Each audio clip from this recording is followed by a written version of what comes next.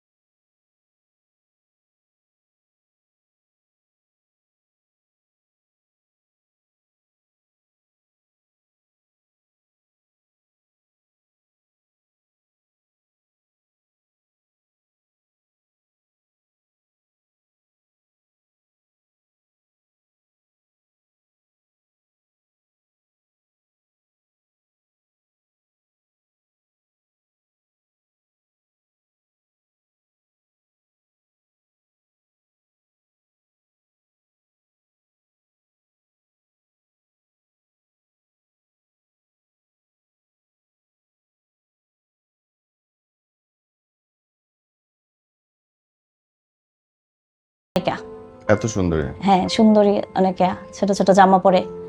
তো ছেলেরা তো এটার প্রতি বেশি আসক্তটা থাকে। কি নিয়ে কথা বলতে চান জান্নাত? আমি আমার লাইফ, নারীদের জীবন মানে তো হইতেছে সংগ্রামের। আমি যে প্রতিনিয়ত একজন নারী হয়ে সংগ্রাম করতেছি, যুদ্ধ করতেছি। আমি নারী হয়ে আরেকটা নারী দ্বারা প্রতারিত হয়েছি। আমার হাজবেন্ডও আমার সাথে অনেক চিট করছে। ভালোবেসে বিয়ে করেছিলাম। ওইখান থেকে বলেন, বিয়েটা প্রথম দেখা, বিয়ে কেমন করে? ভাই, আমাদের 2009 সালে আমাদের পরিচয় হয় রিলেশনের মাধ্যমে। 2013 সালের জানুয়ারির 31 তারিখে আমাদের বিয়ে হয়। আমরা দুজনেই স্টুডেন্ট ছিলাম। সব কিছু মিলিয়ে চলতেছিল ভালোই। সে ছিল এক বাবার এক ছেলে। বিয়ের পরে তার যে আচার আচরণ পুরাই চেঞ্জ। আমি আগে যেমন চিনতাম রিলেশন থাকা অবস্থায়, তো বিয়ের পরে যাই দেখি সে পুরাই উল্টা। মানে রিলেশন অবস্থায় ছেলেরা কত ধরনের অভিনয় করতে পারে, সেটা আমি তারপর সংসার জীবনে যাই দেখছি। এরপর আস্তে আস্তে আমি ফ্যামিলির সবার ছোট মেয়ে, আমাদের অনেকগুলা ভাই বোন, 11 ভাই বোনের সবার ছোট মেয়ে আমি। অনেক আদরে আমিও বড় হয়েছি, কিন্তু আস্তে আস্তে এগুলো মেনে নিতে আমার অনেকটা সময় লাগছে। তারপর 2016 সালের সেপ্টেম্বর মাসে আমার মেয়েটা হয়।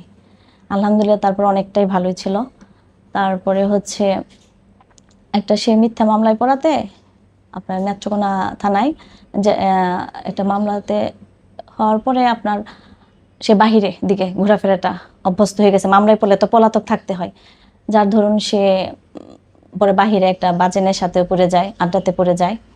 তারপরে হচ্ছে একটা মেয়ে, এগুলা হচ্ছে আপনার বাজে নেশা। তারপরে হচ্ছে বিজনেস করতো ওই মেয়েটা। মানে অনেক ধরনের, নারীরা যত ধরনের ব্যবসা করতে পারে সবই সে করতো। কি কি? দেহ ব্যবসা, নেশার ব্যবসা, এরকম একটা মেয়েরা পার্লার যায় পরে। আরে বাপরে! ওরা দেখলে মনে করবে পুরা নায়িকা। এত সুন্দরী? হ্যাঁ, সুন্দরী অনেকে, ছোট ছোট জামা পরে। তো ছেলেরা তো এটার প্রতি বেশি আসক্তটা থাকে। তারপর আমি আমার হাজবেন্ডকে জিজ্ঞাসা করি, বাহিরে যখন সেইগুলো নিয়ে ঘুরে ফিরে বেড়ায়, শোনা যায় কান কথা, এগুলো তো বের হয়, গুঞ্জন শোনা যায়, তখন তো আমার নিজেরই লজ্জা লাগে। আমি আগে সবসময় মাস্ক, মানে মুখ খুলে বুরখা পরে বের হইতাম।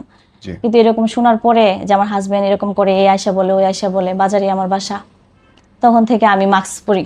মানে আমার লজ্জা লাগে যে আমার এই মুখটা কিভাবে দেখাবো, হয়তো আমার ব্যর্থতা। অনেকেরা বলে যে হাজবেন্ড ধরে রাখতে পারতেছো না, অনেক ধরনের কথা কিন্তু শুনতে হয় নারীদের। আমি অনেক ধরনের কথা সম্মুখীন হয়েছি। আর তখন আমি এতটা ভাইয়া চালাক চতুরও ছিলাম না। এখন আমি হাঁটতে হাঁটতে যতটুকু হয়েছি, তখন আমি এরকম ছিলাম না। যে যেটা বলতো শুধু কান্না করতাম, চোখ দিয়ে পানি পড়তো। আর রিলেশনের বিয়ে হওয়ার পরেও আমার হাজবেন্ড যেহেতু আমার প্রতি ছিল, ভালো সম্পর্ক ছিল, তখন আমার শাশুড়ি আপনার মাথায় রাখছে উকুনে, মানে মাথায় রাখে না যে উকুনে খাবে, মাটিতে রাখছে না পিঁপড়ে খাবে, এরকমই ভালোবাসতো। কিন্তু যখন দেখে ছেলেটা বাহির মুখের প্রতি আসক্ত হয়ে গেছে, ওই মেয়ের সাথে আমরা কথা বললাম। মেয়ে বলতেছে সে বাহিরে পিএইচডি করতে যাবে, বাহিরে পিএইচডি করতে যাবে, সে পড়াশোনা করে, ময়মনসিংহ শহরে বাসা বাড়ি আছে। এগুলো শুনে আমার শাশুড়ি একটু লুভে পড়ে গেছে। লুভে পড়াতে আমার শাশুড়ি ওইদিকে আকর্ষণ হয়ে গেছে। আকর্ষণ হওয়ার পর দেখতেছে ছেলে ওইদিকে আকর্ষণ, শাশুড়ি ওর সাথে যোগাযোগ রাখে, কথা বলে। তো আমি তো কান্নাকাটি করি, আমার হাজবেন্ড বাসায় থাকে না, আমি বাসায় থাকতে পারি না, আমার দম আটকে যায়।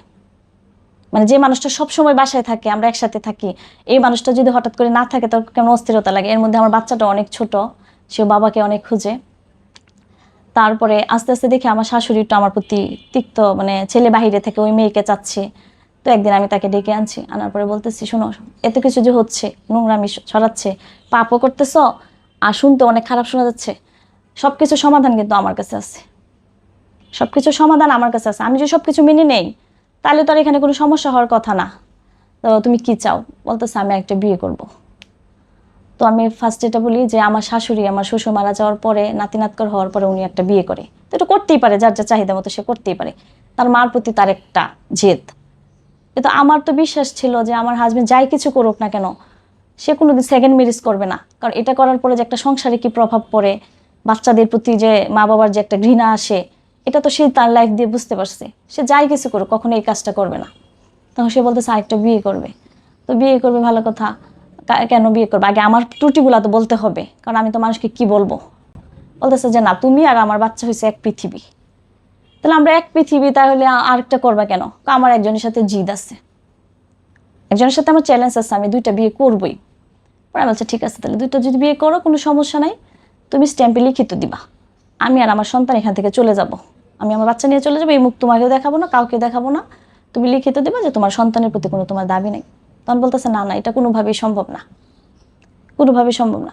এরপর হচ্ছে ভাই আমার যে বিয়ে হয়েছে, বিয়েতে তো আমার শ্বশুর বাড়িতে কিন্তু আমার বিয়েটা হয়, রিলেশনের বিয়ে, তো আমার ফ্যামিলি রাজি ছিল না, ওদের বাড়িতে বিয়ে হয়। বিয়ে হওয়ার পরে যে কাবিন নামা, তো আমি সই টই করছি, আমি এটা জানি, যে বললাম না আমি তো এত কিছু বুঝি না, আমাকে সই নিছে, আমি সই করছি।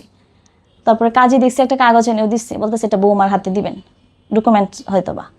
কিন্তু যখন আমি যে ঝামেলায় পড়ি অনেক ধরনের, তখন আমি কাবিননামাটা খুঁজি, তখন আর কাবিননামা কোথাও খুঁজে পাই নাই, খুঁজে পাই নাই। তখন আমি এখানকার যে মেইন কাজে আমি তাকে কল করি যে আমার কাবিননামাটা কোথায়। তখন উনি বলতেছে কোন কাজই করছে, পরে বলতেছে কাজের নাম বললো, ওই কাজে বলতে উনি তো আমার সাব কাজে ছিল, এই নামে তো কোনো রেজিস্ট্রি হয় নাই বিয়ের। তারপরে ভাই আমি আবার কোর্টে দৌড়ালাম, অনেকের বলতেছে হয়তো বা কোর্ট ম্যারেজ ছিল, তো কোর্টেও তো একটা ডকুমেন্টস থাকার কথা। তখন উকিলের সাথে কথা বললাম, অনেকক্ষণ পরে উকিলে কথা বলে, পকেট থেকে টাকা বের করলে একটা একটা কথা বলে উকিলে। কথা বলার পরে উকিলে বলতেছে এই নামে তো, ওই কাজে তো এই ধরনের 2 নাম্বারই সব মানে করে, সে তো এখানে এন্ট্রি করে নাই। হায় হায়। মানে আমার শাশুড়ি ছিল মহিলা ভাইস চেয়ারম্যান, ওই ইউনিয়নের মহিলা ভাইস চেয়ারম্যান ছিল, এই সাফ কাজীকে দিয়ে যত 2 নাম্বারই বিয়ে শাদী করানো সবটাই করা ছিল। তো প্রথম অবস্থাতে আমার প্রতি তার একটা না, খুব, আপনার বিয়ের কোনো কাগজই নাই তার না মানে? আমার বিয়ের কোনো কাগজই নাই। ও মাই গড। অথচ আমি কিন্তু সুন্দর সংসার করতেছি ওদের বাসায়, আমি সংসার করতেছি। তারপর? তারপরে হচ্ছে আপনার এর মধ্যে আমার শাশুড়ি তো অনেকটা চেঞ্জ হয়ে গেছে, যেহেতু ছেলে অন্যদিকে আকর্ষণ হয়ে গেছে, ওই মেয়ের ছবি দেখছে, ছবি দেখার পরে আরো পাগল হয়ে গেছে আমার শাশুড়ি। আর শুনছে ময়মনসিংহ বাসা আছে, বাহিরে পিএইচডি করতে যাবে। আসলে ওই মেয়ে চলেই হচ্ছে, ওর ভাই আছে পুরো নেশাগ্রস্ত, নেশার ব্যবসা করে, ওদের ফ্যামিলি, ওর মা, ওর ভাই আর ওই মেয়েটা, আপনার ভাইটা পার্টি ধরে ধরে আনে। যেমন ধরেন আমার হাজবেন্ডের সাথে ওর বন্ধুত্ব হয়েছে, বন্ধুত্ব হওয়ার পরে সে আমার বাসায় এসে থাকছে 7 দিন, থাকার পরে সে দেখছে তার চাল চলন খাওয়া দাওয়া, ফ্রিল্যান্সিং করে আমার হাজবেন্ড, ফ্রিল্যান্সিং করার পরে তো তার ভালো ইনকাম, ভালো ইনকাম। আমার মেয়ে হওয়ার পরে প্রথম 4,000 টাকা মাত্র ইনকাম হয়েছে, ছাত্র জীবন পার হওয়ার পরে 4,000 টাকা ইনকাম হওয়ার পরে প্রতি সপ্তাহে 30,000 টাকা আসে, তারপরে লাখ টাকাতে এসে দাঁড়ায়।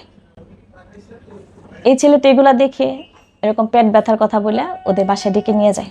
ডেকে নিয়ে যাওয়ার পরে ওর মার আমার হাজবেন্ডকে পছন্দ হয়, আর মা তো আর বিয়ে বসতে পারবে না, তারপরে মেয়েকে দিয়া করেছে। মেয়ে যেরকম অভিনয় যা দরকার, সিনেমার শুটিং, তা আমাদের যখন এই প্রবলেমগুলো চলতেছে, তখন মেয়ের সাথে আমি যখন কথা বলছি, মেয়ে আমাকে বলতেছে ওই যে সিনেমার আপনার মডেলিং তারকাদের লাইফের কথা বলতেছে। আমরা তো সাধারণ মানুষ, আমাদের তো কোনো মডেলদের লাইফ না, আমরা কোনো অভিনেত্রীও না, সিনেমার নায়িকাও না, ওদের সাথে তুলনা করতেছে। আপু অমুক অমুক এটা করতেছে, এই ঘটনা করতেছে, ওই ঘটনা করতেছে। আমি বলছি আপু আমাদের জীবন তো নায়িকাদের মতো না, তারপরে হচ্ছে কোনো মডেলার না, আমরা সাধারণ মানুষ। তারপরে মেয়ে আমাকে চ্যালেঞ্জ করে, যখন এটা নিয়ে একটু জানাজানি হয়ে যায়, মেয়ে আমাকে চ্যালেঞ্জ করে যে যত আইনি শক্তি আছে, কবিরাজি শক্তি আছে, যত ধরনের শক্তি আছে, আপনি আপনার হাজব্যান্ডকে দেখেন নিতে পারেন কিনা, নিতে পারেন কিনা। তারপরে আমার হাজব্যান্ডকে, এর মধ্যে যখন ওরা বিয়ে করবে, এই জন্য আমার হাজব্যান্ড কি করছে, আমাকে গোপনে ডিভোর্স দিয়ে রাখছে, ডিভোর্স পেপারে সই করে, আমি যাই না, আমি ওদের বাসায় সই করার পরে ওই মেয়েকে লোকে বিয়ে করছে। আত্মীয় স্বজন সব জানাজানি হয়ে গেছে। আমার শাশুড়িকে জিজ্ঞাসা করছে, আমার শাশুড়ি বলতেছে তোমাকে যখন বিয়ে করছিল তখন কি আমি না করছিলাম? আমি বলছি তখন তোর কোনো বউ বাচ্চা ছিল না, তখন তোর কোনো বউ বাচ্চা ছিল না। লজিক। আমি বলছি তখন তো কোনো বউ বাচ্চা ছিল না। তখন বলতেছে ইসলামে 4টা বিয়ে জায়েজ আছে। এই কথাটা আমার হাজবেন্ড খুব মেমোরিতে নিছে, যে কথাটা তো সত্যই, ইসলামে 4টা বিয়ে জায়েজ আছে। এরপর তো সে বাহিরের দিকেই থাকে, আমি ময়মনসিংহের দিকে থাকি। আমি তখন মাস্টার্স ফার্স্ট ইয়ারে, মাস্টার্স শুরু মাত্র আমার এয়ার পরীক্ষা ছিল, ইনকোর্স পরীক্ষা ছিল।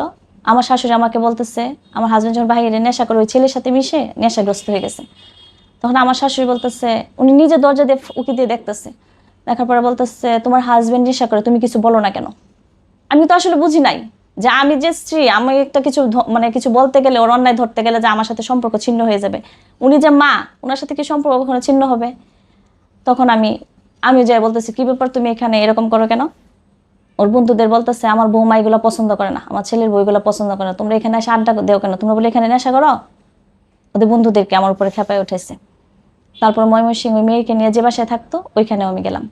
আমার শাশুড়ি বলতেছে, তোমার হাজবেন্ড কোথায় আছে সেটা যাওয়ার রাইট, তোমার দেখার রাইট আছে, তুমি সেখানে যাও। না, শাশুড়ি আগে আগে দিচ্ছে। আমাকে আগে আগে দিচ্ছ। আমাদের সম্পর্ক তো খুব ভালো ছিল, যে বললাম না আপনাকে, মাথায় রাখবে না উকুনে খাবে, মাটিতে রাখবে না পিঁপড়ে খাবে, এত মধুর সম্পর্ক ছিল। যে জায়গায় যেতাম বউ শাশুড়ি।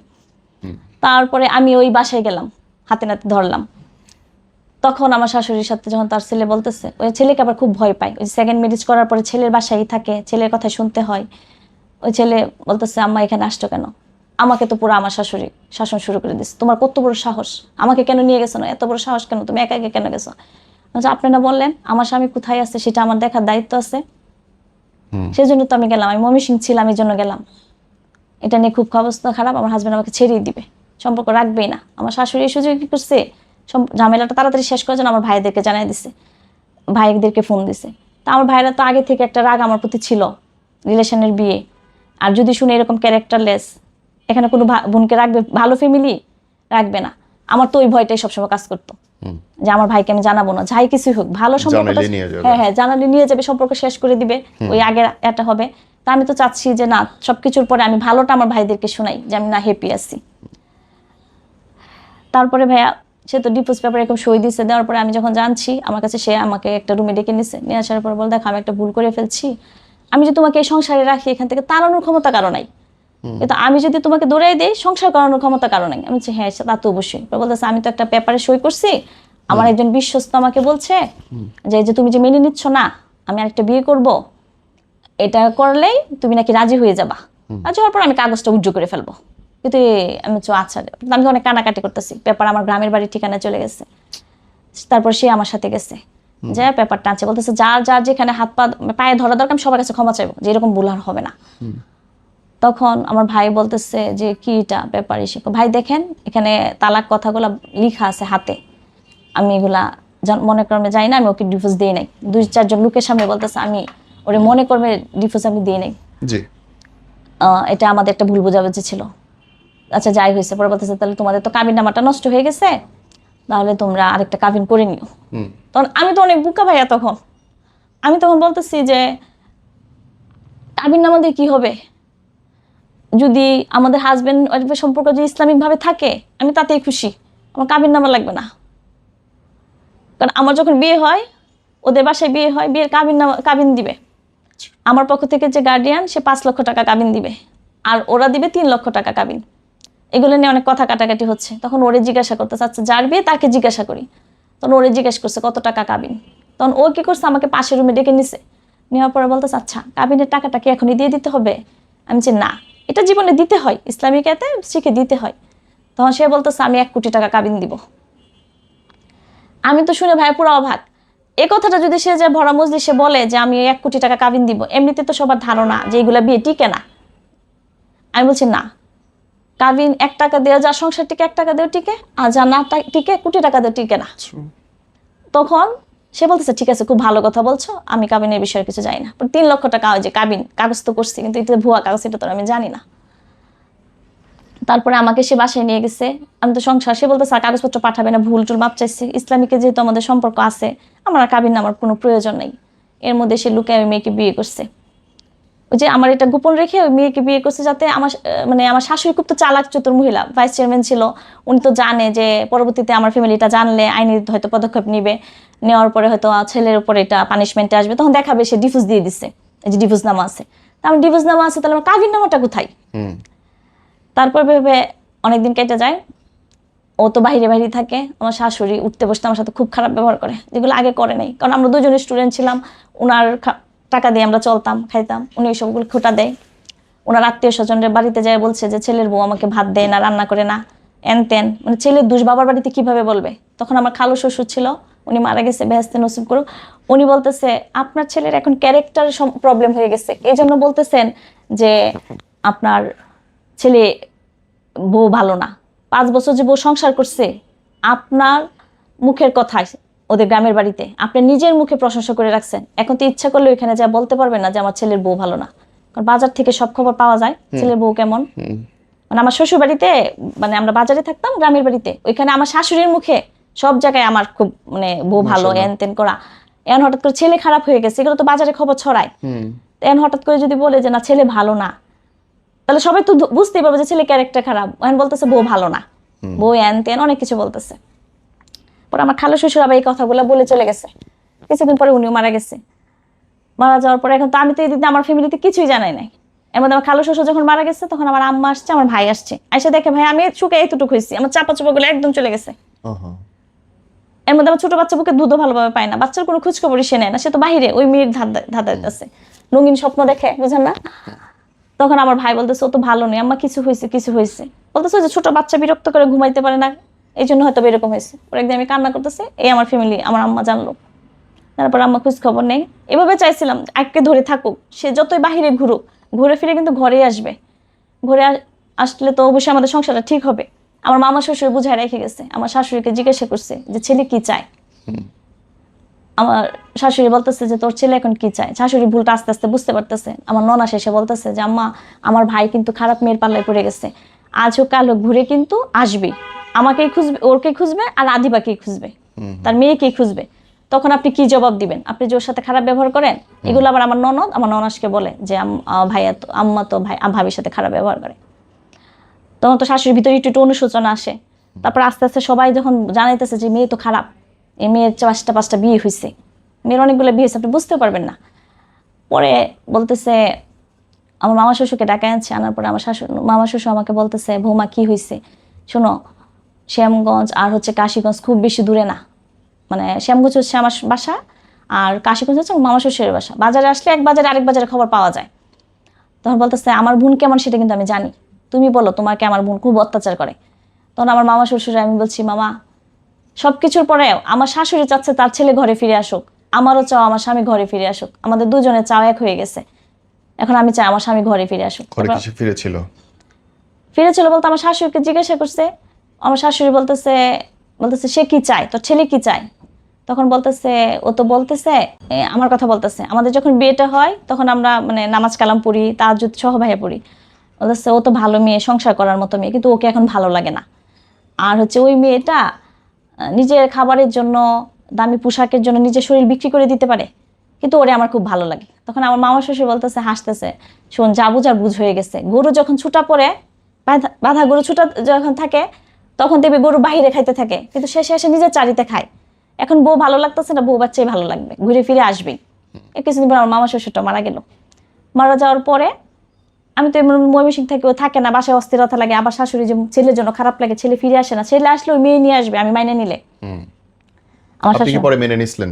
ভাই মেনে তো সহজে কি কেউ কেউ নিতে চায়? কবে নিছিলেন?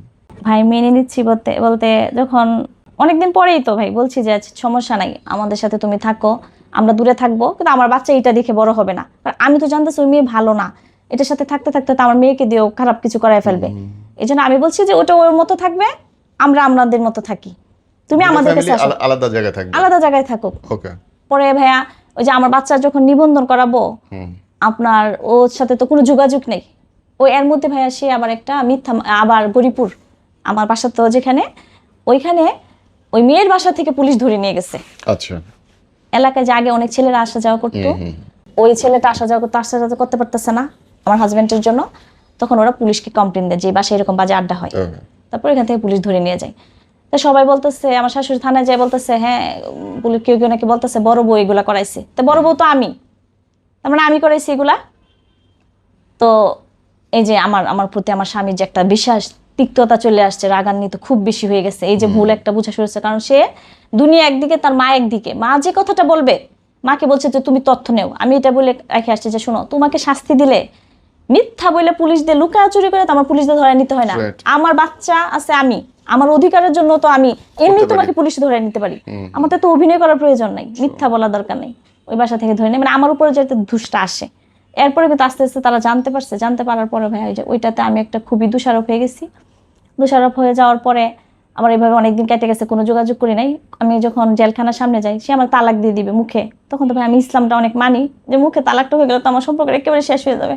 তখন ভাবছি যে থাক, ওর সামনে আমি যাব না, মুখে তালাক বলার দরকার নাই, সম্পর্কটা থাকুক, ইসলামে থাকুক, ঘুরে ফিরে যদি সে আসে, এরকম একটা আশা নিয়েছিলাম। এরপরে আমি যখন ওর করব, জন্ম নিবন্ধন করব, ওর সাথে যোগাযোগ করার কোনো সুযোগ পাইনি। তখন প্রথম আলো পত্রিকাতে গেছি অফিসে, আমার জীবনের কাহিনী বলার জন্য ভাইয়া, যে আমি শিক্ষিত মেয়ে হয়ে আমি যে কতটা ঠকে গেছি। ঠকে গেলাম না ভাই, আমি একটা কাবিন নামা যে এটা বুঝতে পারি না। বিয়ে করছেন, কাবিন নেই। বিয়ে করছি, কাবিন নাই। তারপর যত টাকা বলছিল তত টাকাও আমি বলি নাই। অন্যের মতো ভালোবাসলাম, নিজে একটা ভাই সম্বলও করি না, একটা গয়নাগাটিও করি নাই, সবকিছু নিজে সংসার ভাবছি। তারপরে ওই যে আপনার সাংবাদিকে বলতেছে এইভাবে তো আমরা লিখতে পারি না, আপনি একটা মামলা করেন। মামলা করবো, কি কাগজ দিয়ে মামলা করবো? মামলা টামলা তো আমি যাবো না, ওর শাস্তি হবে এটা তো আমি চাই না, আমার ফ্যামিলি এগুলো তো যাবে না। তার বলতেছে দেখেন আমরা এইভাবে লিখলে পরবর্তীতে দেখা যায় এগুলো আমাদের উপরে একটা প্রভাব পড়বে, আমাদের সমস্যা হবে। তখন সে আমাকে ময়মনসিংহ লিগেল এডের একজন উকিল দেখাই দিচ্ছে, বলতেছে আপনার, আমি তো তখন শূন্য হাত, কিছুই নাই, আমি আত্মীয়র বাসায় থাকি। বলতেছে ওইখানে আমি আপনাকে মাধ্যমে পাঠিয়ে দেবো। প্রথম আলো সাংবাদিক আমাকে একজন লিগেল এডের উকিলের মাধ্যমে এখানে দিচ্ছে। প্রথমে তো তাকে ঢাকায় আনছি, ঢাকায় আনার পরে তাকে বলছে, সে স্বীকার করছে বউ বাচ্চা।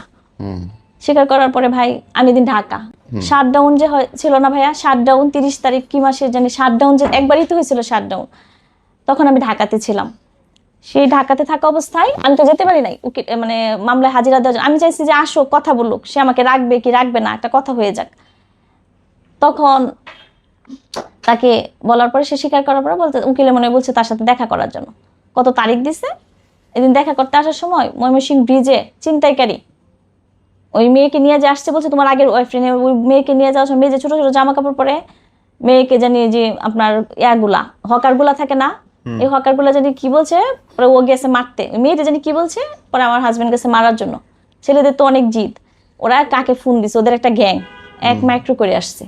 আসার পরে আপনার পেটে ছুরির মধ্যে পাট দিয়া, আপনার জং ছিল, জংকার ধরা ছুরি দিয়ে আমার হাজবেন্ডের পেটের মধ্যে দিছে। তো ডাক্তারে আপনার 4টা সেলাই লাগছে। ওই মেয়ে আবার আমার উকিলদের ফোন দিছে, হ্যাঁ আমরা ময়মনসিংহ আসবো, সেটা তো আপনি জানতেন, আপনার কাছে দেখা করতে আসবো। মানে এটাও আমার উপরে দোষ। মানে আমাদের সম্পর্কটা এখন এমন হয়ে গেছে যে আমাদের সাথে কিছু হলে আমার আর আমার সন্তানের সাথে ওর দোষ, ওর কিছু হয়ে গেলে আমাদের দোষ, মানে এরকম শত্রুতার মতো হয়ে গেছে।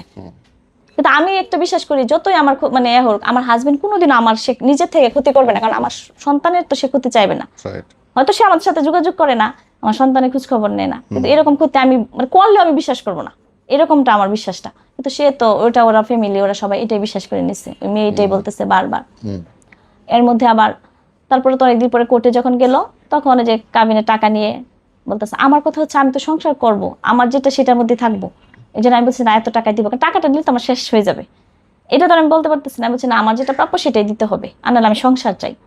তখন সেটা দিবে না, বলে তার জেল হয়ে যায়, 15 দিনের মতো সে জেল কাটে। তারপর ওইখানে জেলখানায় শুনি যে সে আমার তালাক বলে ফেলবে, কাগজ তো আগেই পাঠাই দিছে, ওইটাই এটাই পাঠাইছে, ওইটাই ঠিক, এখন মুখে তালাক দিয়ে দেবে। পরে তার সামনে টামনে যাই নাই অনেকদিন পর্যন্ত, দীর্ঘদিন যাওয়া হয় নাই।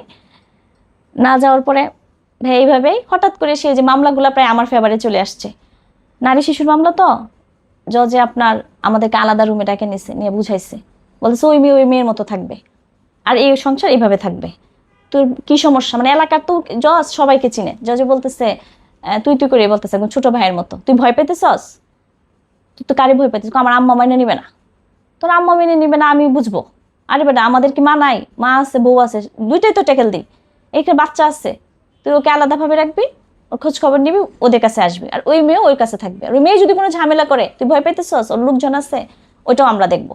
এখানে নেতা টেতাদেরকে ওই জজে ফোন দিয়ে দিছে, তো কি ঠেকা পড়ছে ভাই বলে, সবাই তো চায় একটা সম্পর্ক ঠিক হোক, একটা বাচ্চা আছে।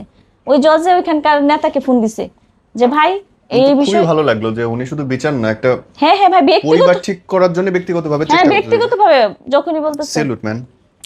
পরে ভাইয়া ওই জজে আপনার ওই নেতাকে ফোন দিছে, বলতেছে ভাই এটা দেখো, ওর ওয়াইফ কিংবা ওরা কোনো লোকজন যদি ঝামেলা করে এটা বুঝবা। পরে আমাকে বলছে শোন বাহ, বোন, তুমি দেখো যদি সংসার সুন্দর হয় ঠিক হয়, আমি ওকে সুযোগ দিয়ে দিলাম, আর না হলে তুমি তোমার মামলা চালাবে, ওকে আমি সর্বোচ্চ শাস্তি দিয়ে দিব।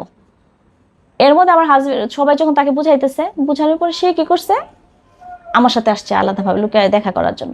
তা আমি তো ওর প্রতি দুর্বল, বুঝেন না, আলাদা দুর্বল। আমার এক কলিগ আপা আছে, আপার এখানে আসছে, আমার দেখা হয়েছে। সে বলতেছে আমাকে একটু সময় দাও, আমি সব ঠিক করে ফেলবো। তো একটা বিশ্বাস না ভাইয়া, আমি তো ভাবছি সত্যি সব ঠিক হয়ে যাবে, কিন্তু সে যে আমার মামলাগুলা যেন আমি না পাই, তুলে ফেলেন। হ্যাঁ হ্যাঁ, মানে খারিজ হয়ে যায়, আমি মামলাগুলো উঠাই ফেলি, এটা যে তার ইচ্ছা ছিল আমি তো আসলে বুঝতে পারছি না। মন তো দুর্বল, যার প্রতি যার দুর্বলতা বেশি থাকে। এভাবে পরে আমি কয়েকটা তারিখে যাই নাই, এর মধ্যে সেও যোগাযোগ করতেছে না, এর মধ্যে আমি আবার ধামরাই রফিক রাজু ক্যাডেট একটা চাকরি হয়, এখানে আমি চলে আসি। আমার মধ্যে যে একটা বিষণ্ণতা অস্থিরতা কাজ করে সবসময়, একাকিত্ব, এরপরে এখানে চলে আসছি যে আচ্ছা দূরে চলে যাই, দূরে গেলে যে সব ভুলে যাই। এর মধ্যে তো উকিল আমাকে ফোন দেয় বারবার, আসেন আসেন, আমি তো যেতে পারি নাই, ঢাকা চলে আসছি, এখন কিভাবে যাব। এভাবে আমাদের মামলাগুলো খারিজ হয়ে যায়। খারিজ হওয়ার পর সে যোগাযোগ বন্ধ করে দেয়। এর মধ্যে কিন্তু সে আসছে আমাদের কাছে ছিল, লুকায় আসছে, ছিল আমাদের সাথে। আপনার সাথে ছিল? হ্যাঁ হ্যাঁ, এক আমাদের সাথে। বিছানায় ছিল? হ্যাঁ ছিল। শারীরিক সম্পর্ক হয়েছে? হ্যাঁ ভাইয়া, এগুলো তখন ওই বউ আছে? হ্যাঁ তখন ওই বউ আছে? হ্যাঁ, ওই বউ ছিল বাসায়। তার মানে এই সব হয়েছে তার নাটক? হ্যাঁ হ্যাঁ, ওই যে মামলাগুলো যেন আমাদের না উঠানো হয়। হায় রে খোদা। তারপরে ভাই ওই মেয়েও আবার চলে গেছে, ঠিক আছে, অনেকদিন থাকার পরে ওই মেয়েও আবার আর চলে গেছে। ওই মেয়ে আমাকে অনেক ধরনের SMS করে, আমার শাশুড়িকে বলে আমি স্কুল জীবন থাকতে নাকি ওই মেয়েকে খুব হিংসা করতাম। কিন্তু ভাই আমি মুখ চেনা চিনতাম, এক ক্লাস ছোট ক্লাসে পড়তো, আর আমি কিন্তু অনেক শৌখিন ছিলাম, আমি নাচ, কবিতা আবৃত্তি, অভিনয় এগুলো আমি। ফাইনালে আসেন, লাস্টলি কি হলো বোন? লাস্টে তো ভাইয়া আমার মামলাগুলো খারিজ হয়ে গেল। ওর বোন জামাই আর একজন নেতা, ওরা ওদের বললো, যাদের কথার মাধ্যমে বলতেছে একটা সুযোগ ওকে দিকে হয়তো বা ঠিক হয়ে যাবে। এরপর আমার মেয়ে অসুস্থ ছিল, অপারেশন হয়েছে, তখন ওর বোন জামাই ওকে নিয়ে আসছে। আসার পরে মেয়ের অপারেশনের ইভেন্টিসাইড ছিল, অপারেশন হয়েছে, বলতেছে আমাকে একটু সময় দাও। ওর বোন জামাইদেরকে বলছে যে আমাকে একটু সময় দেন, সব ঠিক হয়ে যাবে, আমাকে একটু সময় লাগবে সব কিছু ঠিক হইতে। চেয়ারম্যান টেয়ারম্যান সবাই বুঝাইছে, এই বউ বাচ্চা এইভাবে থাকবে, সমস্যা কি, মেয়ে তো চাচ্ছে না, তুই তো চিট করছস, এই মাস মেয়ের সাথে দেখা করছস, মেয়ের কাছে টাকা নিছস, আমার কাছে টাকাও নিছে, বলতেছে মেয়ের কাছে টাকাও নিছস, তারপরে মেয়ের সাথে ছিলিও, তুই তো অনেক বড় চিট করছিস, তো চিটার। হ্যাঁ, এখনো দেখ একটা সুযোগ তোকে দিই। আমি বলছি আচ্ছা আমাকে সময় দে। এর মধ্যে ভাইয়া তার বোন জামাই যখন তাকে অনেক শাসন করছে, তার আম্মা বলতেছে আমার ছেলে একটা না 100টা বিয়ে করবে, আমি নিজে করাবো, আমার ছেলেকে শাসন করা তোমরা কি। ভাই আমার বলতেছে বোন আমি ব্যর্থ, আমার ননাসের হাজবেন্ড আমাকে ছোট বোনের মতো দেখে, বলে আমাকে কোনোদিনও তুমি ননাসের হাজবেন্ড হিসাবে দেখবা না, সবসময় বড় ভাই হিসাবে দেখবা। পরে বলতেছে আমার সাথে যোগাযোগ করো না, কারণ করলে তো ওরা মাইন্ড করে, সন্দেহ করে, ভাবে আমি তোমার হয়ে গেছি, তা নাহলে আমি তোমার জন্য খাটি কেন। আমি তো চাইছিলাম একটা বাচ্চা নিয়ে তোমরা ভালো থাকো, তোমরা যে শাস্তি দিবা আমার, আমি সেই শাস্তি মাথা পেতে নিতে পারি, তুমি আবার মামলা যদি করতে চাও করো, তোমার যেটা ইচ্ছা হয় সেটাই করো। তোর এতদিন এর মধ্যে খোঁজ খবর নেয় নাই, হঠাৎ করে যখন যে বলে ওর কথা উঠে যে বাচ্চাটা তো খোঁজ খবর নেয় না, খরচ দেয় না, তুমি তো নিতে পারতা, তখন আমি ওরে ফোন দিই। আমার ভিতরে যখন কিছু একটা যন্ত্রণা উঠে পড়ে ভাইয়া, যে আমি তো ভুল করতেছি, আমি মেয়েকে কেন ঠকাইতেছি, আবার ফোন দিই। সে মানুষকে বলে আমাকে দিতে চায়, আমি নাকি নিতে চাই না। এভাবে কয়েক মাস গেছে, সে পাঠায় না। আবার গতকালকে রাত্রেবেলা এই মাসে বলছে 5,000 টাকা করে প্রতি মাসে 10 তারিখে দিবে, 10 তারিখে হইতে পারে, 12 তারিখেও হইতে পারে। এখন গতকালকে রাত্রে আবার 4,000 টাকা পাঠাইছে। গতকালকে রাত্রে আমরা যে আবার যে মামলা করব, আমি অসুস্থ ছিলাম, ময়মনসিংহ মেডিকেলে ভর্তি ছিলাম, হার্টের প্রবলেম দেখা দিয়েছিল, তারপরে আলসার হয়ে গেছে, ব্লাড ইনফেকশন, তখন ওকে কল দিছিলাম, কারণ আমার বাচ্চার কি ভবিষ্যৎ, আমার তো আমার পাওনা পায় না। আমি বলছি যে আমাদের কি সমাধান, এখনো সমাধানে তুমি আসো, শেষ করলে তো ভাই আমার যা আছে আমাকে দিয়ে দিবে। সঠিক। এখন আপনি কি করতেছেন বলুন, চলতেছেন কেমনে? ভাই আমি যে টিউশনি করি, আর হচ্ছে ভাইয়া ব্রেকে আসি, অফিসিয়ালি আসি, আর অন্যান্য কিছু ট্রাই করতেছে। ভাই একটা ভালো জবের জন্য যে ট্রাই করবো, মেন্টালি প্রিপারেশনের প্রয়োজন আছে, নিবন্ধনের জন্য, ওইরকম তো মানসিকভাবে ভাই যে বয়সে মানুষের সংসার শুরু হওয়ার কথা, আমার কিন্তু ওই বয়সে সংসারটা ভেঙে গেছে। আর এগুলো আমার বাচ্চার উপর তো অনেক প্রভাব পড়ে, কারণ আমি মানসিকভাবে সবসময় সুস্থ থাকতে পারি না, ওর সাথে ভালো ব্যবহার করতে পারি না, ও হয়তো যখন যেটা প্রয়োজন সেটা দিতে পারি না, ও যখন যেটা চায়। এখনও তো আমি একটা ছোটোখাটো জব করি, যখন আমার মানে বেকার ছিলাম, সব কিছু তো আমার বাবার ফ্যামিলি থেকে নিতে হইতো, ও হয়তো বের হইলে অনেক কিছু চাইতো, ওই সময়টা তো কিছু পায় নাই। আমি সবসময় এটা বলতাম ওর এটা, আম্মু ওকে এটা কিনে দিছে, ওদের বাবা আছে, তোমার তো বাবা নাই, তোমার তো বাবা নাই, তুমি ওইটা সবসময় জানি, তুমি এভাবে বড় হবা। ইস, আর এই যে বাচ্চার সামনে যে সে যে চিটারিটা করে গেছে, সে আমাদের সাথে যোগাযোগ করছে কিংবা আমি ফোনে টাকা পাঠাইছি, এগুলো তো আমার বাচ্চা দেখছে। এটা বাচ্চার উপরে কতটুক প্রভাব রাখে। বোন, আপনার লাইফ থেকে যদি কোনো মানুষ শেখে, কি শিখতে পারে বলেন তো? ভাই বিশ্বাস করা ভালো, কিন্তু অন্ধের মতো কাউকে বিশ্বাস করা ভালো না, এটা এক কথা। আর হচ্ছে ভাইয়া, রিলেশনের বিয়েটা আমি মনে করি মেয়েরা যে পর্যন্ত মানে এস্টাবলিশড না হবে সেই পর্যন্ত বিয়ে শাদী করাটাও অনেক বোকামি। আর বর্তমানে তো ভাইয়া ফ্যামিলিগত বিয়েগুলো টিকতেছে না। একদম স্ট্যাবলিশ নামে বিয়ে করা উচিত। হ্যাঁ, মেয়ে কারণ হোক, ছেলে হোক। আমি আমার বেকার জীবনটাও আমি পার করে দেখছি একটা বাচ্চাকে নিয়ে, মানে কিভাবে যুদ্ধ করতে হয় ওইগুলো আমি দেখছি। হয়তো আমার ফ্যামিলি অনেক বড়, আমার জন্য আমার আম্মা মানসিকভাবে অনেক অসুস্থ, মানে বয়সের থেকে বেশি অসুস্থ, বয়স হয়ে গেছে আমার আম্মা। আমার টেনশনে আমার ভাইয়েরা কান্নাকাটি করে, যে ফ্যামিলির সবার ছোট বোন তো ছিল সে। আমরা কিন্তু ওইরকম আমার ফ্যামিলি থেকে এখন পর্যন্ত কোনো স্টেপই নেয় নাই। সবাই চাইছে যে আচ্ছা একটা বাচ্চা আছে, যাই কিছু করছে, ও যদি ওর বোন স্বীকার করে আসে, অন্তত বাচ্চাটার জন্য তো একটা সম্পর্ক নষ্ট করাটা তো ঠিক না। এটা আমার ফ্যামিলি কোনোদিনও কোনো কিছু প্রেশার ক্রিয়েট করে নাই, কিন্তু ওরা সবসময় আমাদেরকে দোষারোপ করছে। এরপরেও আরেকটা মেন পয়েন্ট যেটা আমার একদম বলতে ভুলে গেছি, আমার হাজবেন্ড যখন বাহিরের দিকে থাকে, বাহিরমুখী ওই মেয়েকে নিয়ে থাকে, তখন আমার বাসায় আপনার ওই যে কবিরাজি তাবিজ এটা সেটা, মানে আমার শাশুড়ি বউ খুব মিল ছিল। তো তারপর আমার হাজবেন্ড যখন একটা মিথ্যা মামলায় পড়ে, তখন আমরা একটা হুজুরের কাছে যাই, যার পরে এটা সেটা দিয়ে এটা আমরা ঘরে রাখি। তারপর আমি তো তখন নাই বাসায়, ময়মনসিংহ থেকে মাস্টার্সে পড়তেছি। আমার হাজবেন্ড যখন ঘরে আসছে, ঘরের মধ্যে মনে এগুলো পাইছে, তখন আমার শাশুড়ি বলতেছে এইগুলা কেন রাখছে জানোস তোর ওয়াইফ, যাতে তুই ঘরে না থাকতে পারস। তখন সে আমাকে ফোন দিছে, ও আবার কি কোনো কিছু মানে ভিতরে রাখে না, ও আবার বলে ফেলে, আমাকে ফোন দিছে। কারণ সেও সবসময় চাইতো আগে যে আমার কাছে মানে আমি বাহিরে থাকি, অথবা আমার বউ বাচ্চাটা বাসায় থাকুক। কিন্তু ওই যে মা যে মিথ্যা মিথ্যা বলে, মা চাইছে সবসময় ওই মেয়েকে শাশুড়ি নিয়ে। না চাইলে ওই সংসার করা একটা মেয়ের জন্য খুব কঠিন। হ্যাঁ, আমি তো চাই, মানে আমার ননাসরাও চাইছে, আত্মীয় স্বজন সবাই চাইছে, কিন্তু ওই মুহূর্তটা যদি আমার শাশুড়ি যদি আমাকে শুধু একটু জায়গাটা আশ্রয়টা দিত, আমার বিছানা টিকে পাই নাই। যেত। পরে ওই আমার হাজবেন্ড আমাকে ফোন দিছে, ফোন দিয়ে বলতেছে আমার ঘরে এসব কি। আমি বলছি কি? তুমি জানো না কি? তখন তো আমি বলছি, কি আমি পর্দা ক্যালেন্ডারের নিচে এটা নিচে এটা নিচে। আমি বলছি, এটা কি? এটা তোমার আম্মাকে একটু জিজ্ঞাসা করো। তো আম্মারে জিজ্ঞাসা করছি, তো আমি বলছি, কি বলছি? বলছে এগুলা তুমি করছো যাতে আমি ঘরে না থাকতে পারি। পরে আমি বলছি যে শুনো, এগুলো এটার জন্য করি নাই, তুমি যে মিথ্যা মামলায় পড়ছিলা, তখন আমরা একটা হুজুরের কাছে তোমার আম্মারে নিয়ে গেছিলাম। তারপর আমি বলছি শোনো, তোমাকে একটা কথা বলি, একটা কথাই শুধু আমার আছে, আমার কারো সম্পর্কে কোনো অভিযোগ নাই। কারণ আমি বলবো না, আমরা যে 5 বছর সংসার করছি, কোনোদিন বলতে পারবা আমি তোমার আম্মার কথা কোনোদিন কোনো বিচার দিছি, কমপ্লেন করছি? বলতেছে না। তুমি কোনোদিন শুনছিলা যে আমি ভালো না? এই কথাটা উনি কোনোদিন বলছে যে আমি কোনোদিন খারাপ ব্যবহার করি? এই কথাটাকে আমার শাশুড়ি কোনোদিন তোমার কাছে বলছে? বলতেছে যে না। আমি বলছি, তাহলে কেন আজকে তুমি অন্য একটা মেয়ের পাল্লায় পড়ছো? কেন আজকে আমার শাশুড়ি আমার এত ত্রুটি বের করে, আমার দোষ তোমার কাছে বলে? পরে সে বলতেছে ঠিক আছে, আমি বুঝতে পারছি, যেটা আমার বুঝার আমার বুঝ হয়ে গেছে, আমি ঠিক হলে সব ঠিক হয়ে যাবে। বোন, আই অন দিস ক্যামেরা আপনার হাজবেন্ডের জন্য যদি আপনার কিছু বলার থাকে বলেন। আমার হাজবেন্ডের জন্য তো আমি এটাই বলবো, ভাই আমি এখনো চাই, আমি তাকে এখনো মানে আমার সন্তানটার জন্য অন্তত পক্ষে, মানে সে আমাকে কিন্তু শুধু ভুলই বুঝছে, আমাকে আমার ফ্যামিলিকে, আমাদের কোনো এরকম কিছু নাই। আমরা তার কোনো সময় ক্ষতি চাই না। হয়তো হ্যাঁ, আমি একটা মামলা, এটা একটা মেয়ে, সে যদি শুরুতেই যখন তাকে ডেকে আনছে তখন যদি সে বলতো যে হ্যাঁ আমি এগুলা না, আমি চাই আমার সংসার ওকে এইভাবে রাখবো, সে কিন্তু এগুলো চায় নাই। সে আমার টাকাও দিতে পারে নাই, সে সংসারও দিতে পারে নাই, এই কারণে কিন্তু সে কিছুদিন জেল কাটছে। এরপরে যে সে আমাদের সাথে অনেক বড় চিট করছে, যেটাই করছে এটা আমরা মনে রাখি নাই। কারণ আমার সন্তান আছে, সেও চায় তার বাবার সবার মতো বাবাকে পাক, মাকে পাক একসাথে।